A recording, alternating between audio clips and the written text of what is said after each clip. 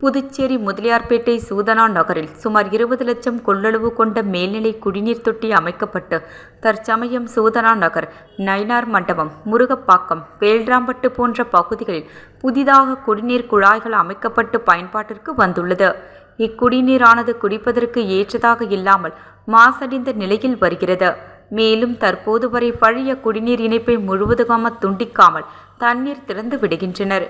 பழைய குடிநீர் குழாய்கள் பழுதடைந்து ஆங்காங்கே உடைப்பு ஏற்பட்டு அதில் கழிவுநீர் கலந்து வருவதால் பலர் வாந்தி பேதியால் பாதிக்கப்பட்டு சுமார் 16 பேர் புதுச்சேரி அரசு மருத்துவமனையில் தற்போது வரை சிகிச்சை பெற்று வருகின்றனர்.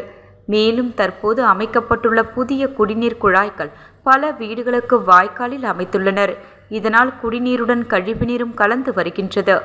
ஆகவே போர்க்கால அடிப்படையில் பழைய குடிநீர் இணைப்பை துண்டித்து புதிய குடிநீர் குழாய் இணைப்பு மூலம் குடிநீர் சப்ளை செய்ய வேண்டுமென பொதுப்பணித்துறை தலைமை பொறியாளரிடம் மனு அளிக்கப்பட்டுள்ளது.